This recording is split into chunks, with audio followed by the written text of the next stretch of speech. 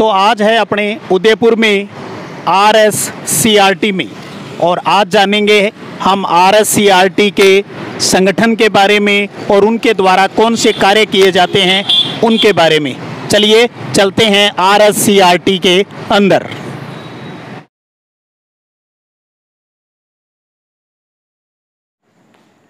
जय हिंद मेरे लेक्चरर साथियों। एजुकेशनल मैनेजमेंट की क्लास के अंदर आज हम एक बहुत ही इम्पोर्टेंट टॉपिक RSCRT को पढ़ने जा रहे हैं। आपने सिलेबस देखा है, सिलेबस में आपने गौर किया होगा राजस्थान का जो शैक्षिक परिदृश्य वाला जो भाग है उसके अंदर शिक्षा विभाग के कुछ इंस्टीट्यूट दिए हुए हैं जिनका संगठनात्मक ढांचा और उनके कार्यों के बारे में आपको अच्छे से तैयार करना है। उसी कड़ी में आज का अपना टॉपिक है SCERT। तो बात शुरू करते हैं इंडिया से। जैसे कि आप सबको जानकारी है, 1 सितंबर 1961 के अंदर देश के अंदर स्कूली शिक्षा में गुणात्मक सुधार के लिए नीतियों और कार्यों के लिए केंद्र सरकार और राज्य सरकार को सलाह देने के लिए NCERT की स्थापना हुई थी। और साथ में ये सुझाव दिया गया था भी स्टेट के अंदर भी इस प्रकार के इंस्टीट्यूट अर्थात SIE का गठन किया जाए। तो NCERT की तर्ज पर राजस्थान की अगर बात करें तो राजस्थान में मेहरोत्रा समिति की सिफारिश के ऊपर जो शिक्षा विभाग के अलग अलग इंस्टीट्यूट चल रहे थे उन सबको एक करके शैक्षिक अनुसंधान के लिए 11 नवंबर 1978 को SIERT का गठन कर दिया गया। और SIERT का गठन कहाँ किया गया? उदयपुर के अंदर। ये हर जो लाइन है ये अपने आप में प्रश्न है भी किस समिति की सिफारिश पर SIERT का गठन हुआ? मेहरोत्रा समिति की सिफारिश पर। कब हुआ? 11 नवंबर 1978 को। इसके अकॉर्डिंग काम चलता रहा। वक्त के साथ जो अपनी मिनिस्ट्री ऑफ एजुकेशन है, जो पहले MHRD के नाम से जाना जाता था, मिनिस्ट्री ऑफ एजुकेशन यानी शिक्षा मंत्रालय भारत सरकार ने NCERT की सहायता से इस जो अपनी SIERT है इसके पुनर्गठन के लिए दिशा निर्देश जारी कर दिए। राजस्थान सरकार ने भी उसके ऊपर कार्य करना स्टार्ट किया और 14 अगस्त 2018 को, ये दूसरी महत्वपूर्ण डेट, 14 अगस्त 2018 को SCERT का गठन कर दिया। अर्थात जो अपना SIERT था, state institute of educational research and training था, वो इंस्टीट्यूट के स्थान पर उसे काउंसिल बना दिया गया। अर्थात पूरा नाम आप याद रखिएगा, state council of educational research and training. तो आप इसके शब्दों पर गौर करेंगे तो दो महत्वपूर्ण शब्द यहां पर निकल के आ रहे हैं। एक तो ER यानी एजुकेशनल रिसर्च की बात हो रही है और साथ में एजुकेशनल ट्रेनिंग की बात हो रही है। तो काउंसिल बना दिया गया कब? 14 अगस्त 2018 को। अब क्योंकि काउंसिल बन गई तो इसका राजस्थान सोसाइटी रजिस्ट्रीकरण जो एक्ट अधिनियम बना हुआ है 1958 वाला, 1958 का ये जो एक्ट है ये 28 नंबर का एक्ट है। अर्थात 1958 में जितने भी एक्ट पास हुए उनमें इसकी संख्या 28 है। तो कई बार इस प्रकार से क्रम संख्या का प्रश्न भी पूछ लेते हैं। तो राजस्थान सोसाइटी रजिस्ट्रीकरण एक्ट 1958 की क्रम संख्या 28 के तहत इस SCERT का रजिस्ट्रेशन है वो 14 अगस्त 2018 को कर लिया गया। तो ये तो हुई इसकी स्थापना को लेकर बात। अब बात करें भी वर्तमान के अंदर अर्थात 14 अगस्त 2018 के बाद अब तक की बात करें तो इसका संगठनात्मक स्वरूप यानी जो स्ट्रक्चर है, ऑर्गेनाइजेशनल जो स्ट्रक्चर है वो किस प्रकार की है। एक बात गौर कीजिएगा, हमारे सिलेबस में लिखा है SCERT, उससे पहले हमने अगर आर लगा दिया तो इसका मतलब है राजस्थान, हरियाणा वाले हैं वो एच लगा देंगे, पंजाब वाले पी लगा देंगे, तो Rajasthan state council of educational research हो गया अपना राजस्थान के संदर्भ में इसका नाम। अब इसके सही संचालन के लिए कुछ समितियां यानी परिषद बनी हुई है, उनके ऊपर भी बात कर लेते हैं और यहां से भी क्वेश्चन बनते हैं। तो एससीईआरटी की एक शासी परिषद है, अर्थात गवर्निंग काउंसिल है सरकार की तरफ से, और ये 25 सदस्यीय काउंसिल है। एक तो ये ध्यान रखिए, साथ में ये ध्यान रखिए जो इसकी शासी परिषद जीसी जिसको बोलते हैं उसका अध्यक्ष कौन होता है, शिक्षा मंत्री। तो राजस्थान के जो शिक्षा मंत्री हैं वो इनके अध्यक्ष हैं।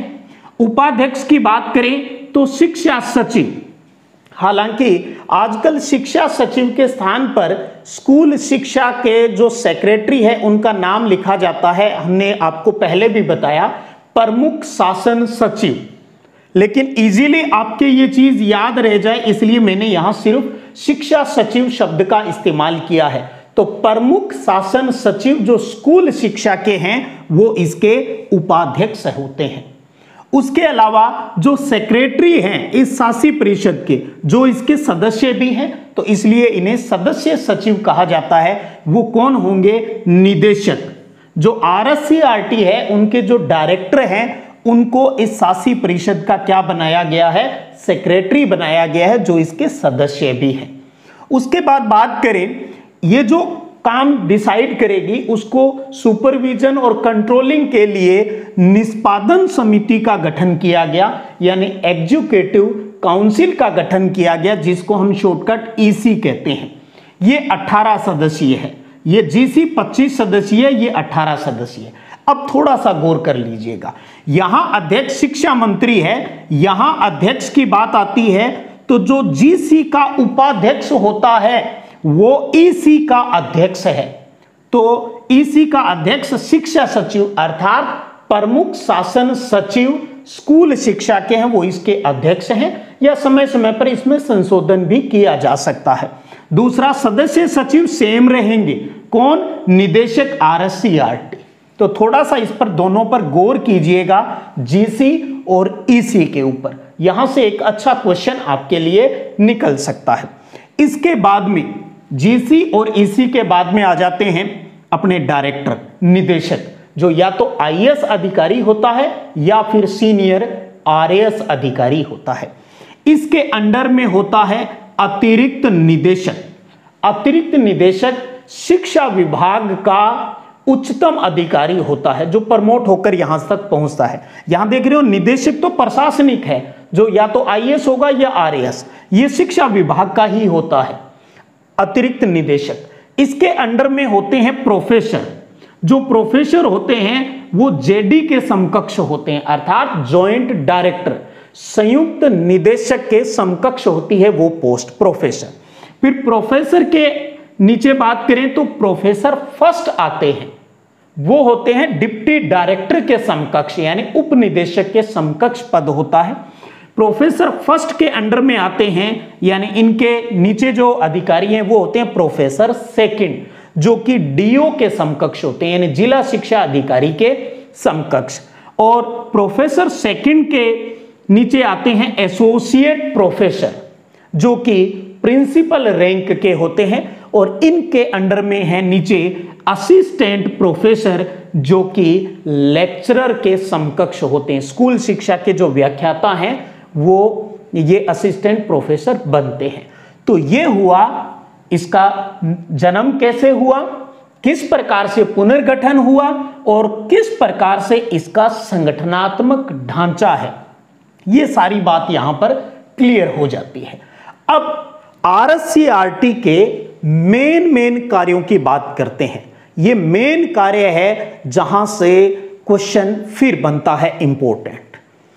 तो आरएससीईआरटी के प्रमुख कार्य, सबसे पहले बात तो ये ध्यान रखिएगा, आरएससीईआरटी है वो एक स्वायत्त शासी परिषद है, यानी ऑटोनोमस काउंसिल है ये, जो कि सीधे जो सरकार है अपनी राजस्थान की उसके अधीन काम करती है, लेकिन ऑटोनोमस बॉडी है।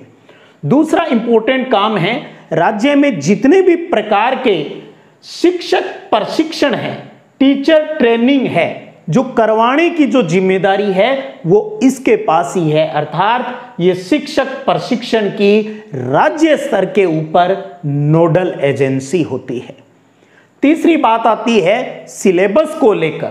पूर्व प्राथमिक से यानी 3 साल से लेकर 18 साल तक क्लास की बात करें तो पूर्व प्राथमिक से 12वीं तक के सिलेबस का निर्माण करना है, यह जिम्मेदारी भी अब किसके पास है? एससीईआरटी के पास है। अभी आप देख रहे हो अपने स्कूल एजुकेशन के अंदर एनसीईआरटी का सिलेबस है वो चल रहा है, तो जो एनसीईआरटी ने किताबें तैयार की है वही हम स्टेट के अंदर है, जो मेन सब्जेक्ट की किताबें हैं वो एनसीईआरटी वाली ही लागू कर रखी है। कल को अगर सरकार का विचार चेंज होता है भी हम इसमें संशोधन करेंगे तो ध्यान रखिएगा वो सिलेबस, वो करिकुलम कौन तैयार करेगा? एससीईआरटी ही करेगा।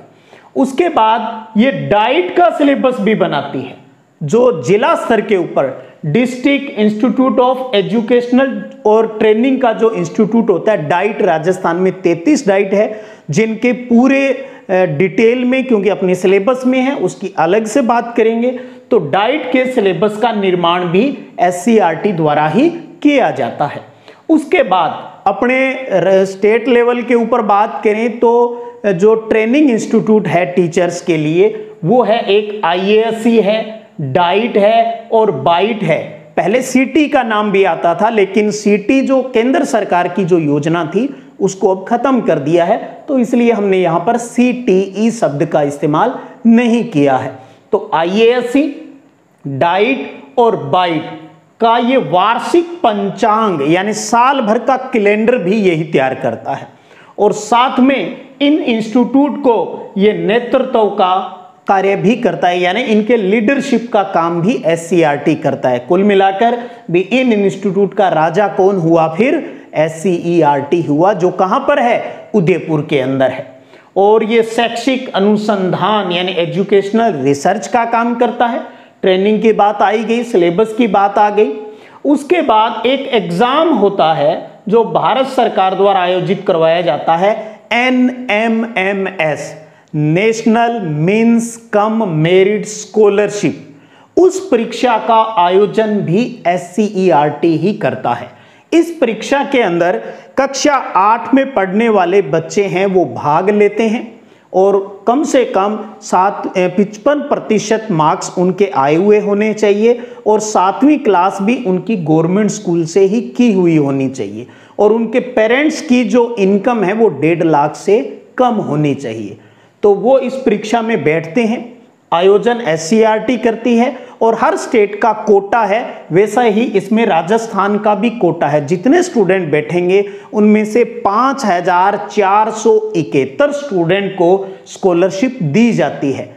और कब? कक्षा 9 से 12 तक लगातार स्टडी करने पर प्रति वर्ष 12,000 रुपए उस स्टूडेंट को मिलते हैं। बहुत अच्छा एग्जाम है ये। उसके बाद बात करें भी क्वालिटी एजुकेशन की, गुणात्मक शिक्षा के लिए जो अपना एक कार्यक्रम चलता है SIQE, ये भी अपने सिलेबस में है। इसके बारे में डिटेल में बाद में बात करेंगे। स्टेट इनिशिएटिव क्वालिटी एजुकेशन ये कार्यक्रम है, तो इस SIQ के टूल्स भी ये विकसित करता है, यानी शिक्षण अधिगम की जो सामग्री है उसका निर्माण भी एससीईआरटी ही करता है। और उसके बाद बात करें एक और इंपॉर्टेंट काम भी, सिलेबस के अंदर जो कठिन बिंदु होते हैं उनको चिन्हित कर लिया जाता है, और उनको आसानी से सिखाने के लिए QR कोड है उनको भी डेवलप किया जाता है। किसके द्वारा? एससीईआरटी द्वारा। QR यानी क्विक रेस्पॉन्स कोड, वहां से बच्चा स्कैन कर लेगा तो उससे संबंधित इजी वे में या कोई नई जानकारी उससे जुड़ी हुई हो तो वहां पर QR कोड के माध्यम से बच्चा भी और टीचर भी, पेरेंट्स भी देख सकते हैं। उसके बाद आपने पढ़ा है ना, कोविड-19 के दौरान बहुत शैक्षिक नवाचार हुए जो हमारे सिलेबस में है, जैसे कि स्माइल 1 2 3 हमने पढ़ा, हवा महल के बारे में पढ़ा, शिक्षा वाणी की बात की, शिक्षा दर्शन की बात की। तो ये सभी कार्य किसके द्वारा संचालित हुए?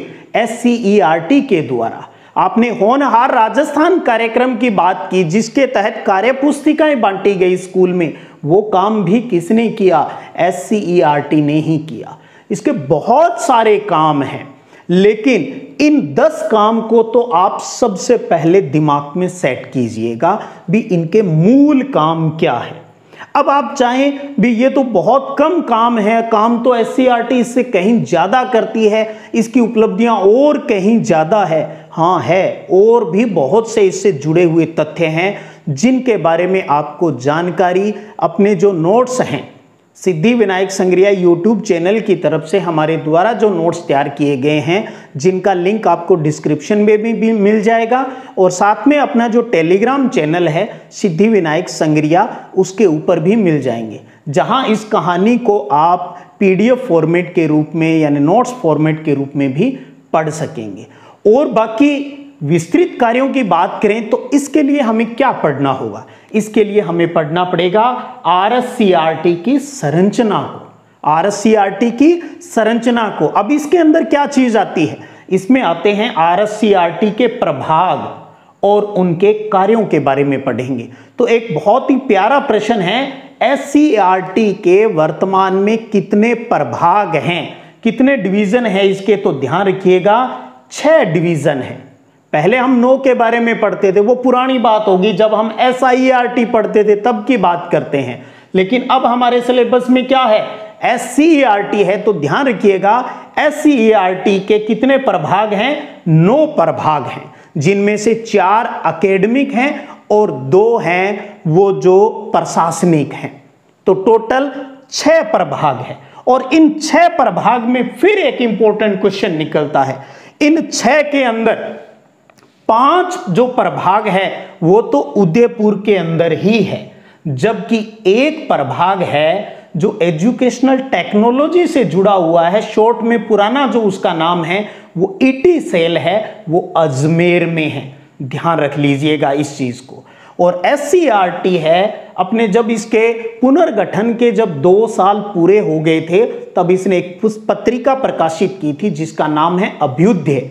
तो ध्यान रखिएगा इसके द्वारा कौन सी पत्रिका का प्रकाशन किया गया?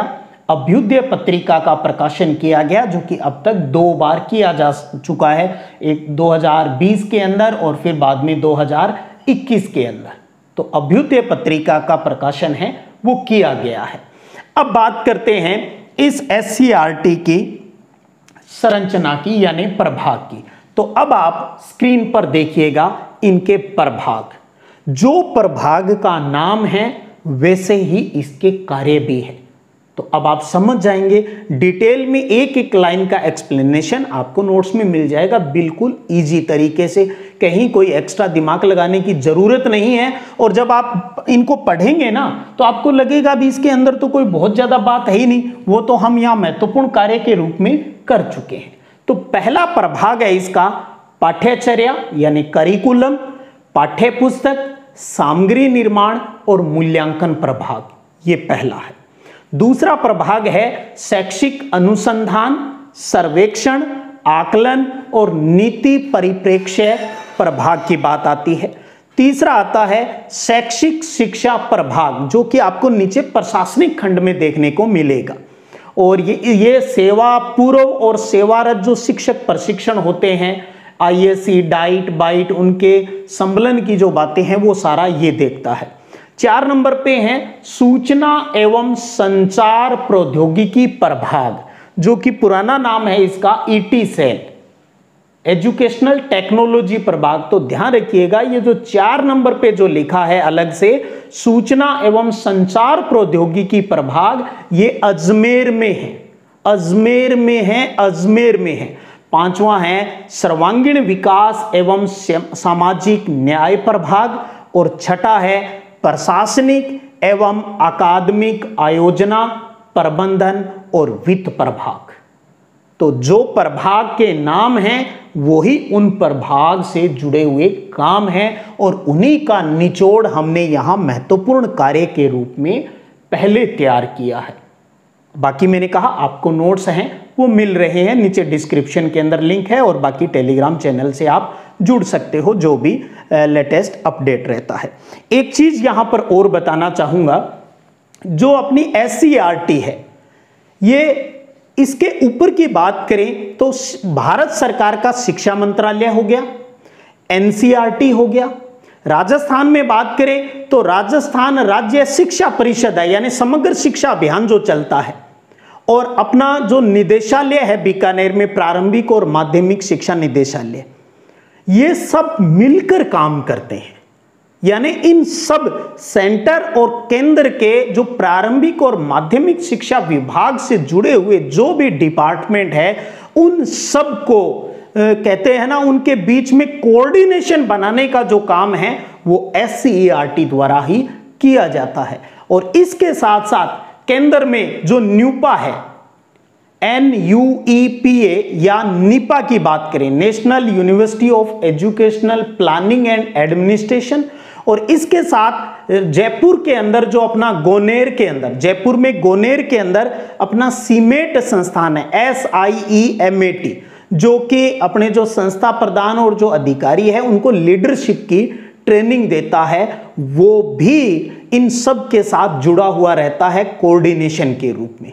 तो इस प्रकार से आज की अपनी इस वीडियो क्लास में हमने राजस्थान राज्य शैक्षिक अनुसंधान परिषद जो कि उदयपुर में है, उसकी जन्म कैसे हुआ, उसके संगठनात्मक स्वरूप, इसके प्रमुख काम और इसके प्रभाग और इनसे जुड़ी हुई कुछ अन्य जानकारियां हैं, उनके बारे में जाना है। उम्मीद करता हूं आज की क्लास भी आपको पूर्व की तरह अच्छी लगी होगी।